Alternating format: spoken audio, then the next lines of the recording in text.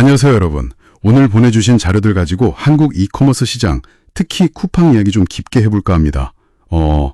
기사도 있고 공정위 자료도 있고 그렇네요. 네, 보니까 쿠팡, 네이버 이쪽으로 시장이 확 쏠리고 있다는 이야기랑요. 쿠팡의 그 아이템 위너라고 하는 가격 정책, 이것도 흥미롭고. 아, 맞아요. 최근에 그 육개장 사발면 대란 있었잖아요. 그 얘기도 빠질 수 없죠. 그리고 육개장 사발면 자체 이야기도 살짝 해볼 거고요. 좋습니다. 그럼 쿠팡 같은 큰 회사들의 움직임이 시장이나 여러분 같은 소비자, 또 판매자들한테 어떤 영향을 주는지, 또 이 육개장 사건은 뭘 보여주는지 한번 제대로 파헤쳐보죠. 먼저 시장 전체 그림부터 좀 볼까요? 공정위 보고서에서도 쿠팡, 네이버 이쪽으로 너무 쏠린다 이런 얘기가 있었죠. 그렇습니다. 2023년에 온라인 쇼핑 거래액만 해도 160조 원이 넘었거든요.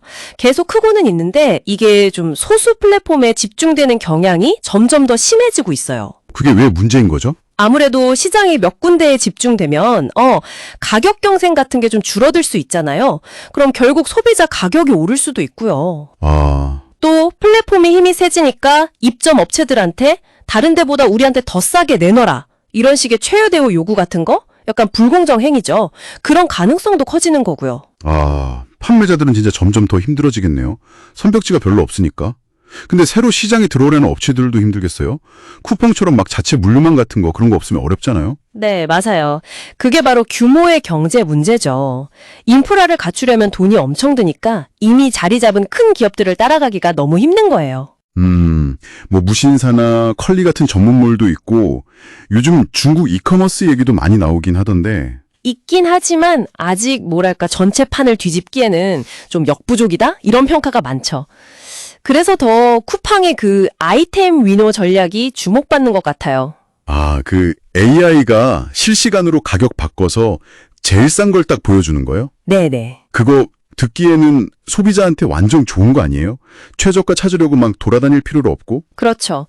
그런 장점은 분명 있어요. 가격 비교 안 해도 되고 또 리뷰 좋고 평점 높은 위너 상품이니까 믿을만하다 이렇게 생각할 수도 있고요.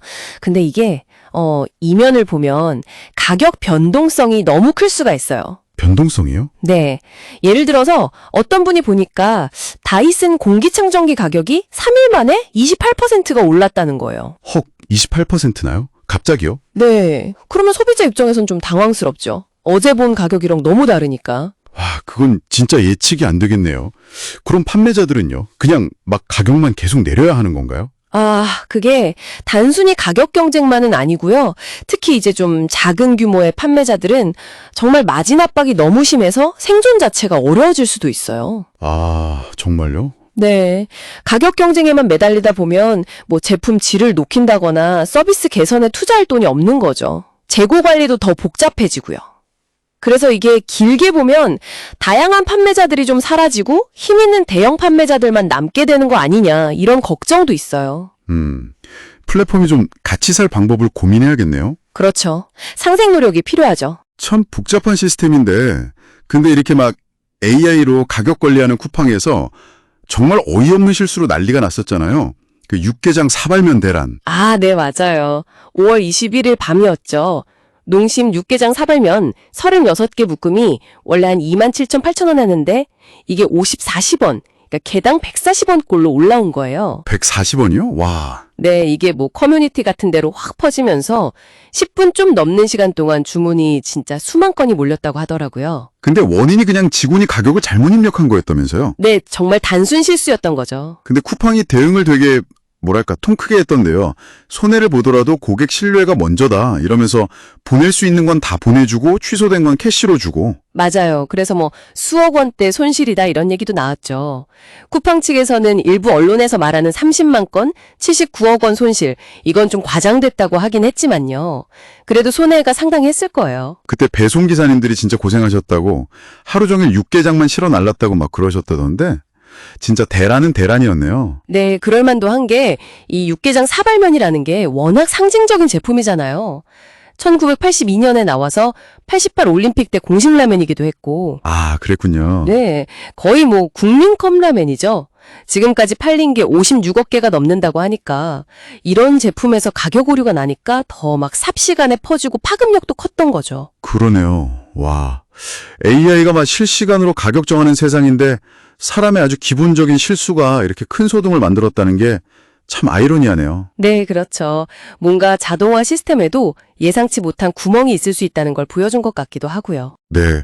오늘 이야기 나눠보니까 이커머스 시장이 크면서 편리해지는 건 좋은데 동시에 이게 독과점 문제라든가 판매자들 어려움 같은 그림자도 있다는 거네요.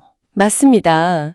그리고 뭐 다이나믹 프라이싱 같은 기술은 소비자한테 좋을 수도 있지만 판매자한테는 또 엄청난 경쟁을 요구하는 약간 양날의 검 같고요. 여러분은 이런 변화 어떻게 느끼고 계신가요?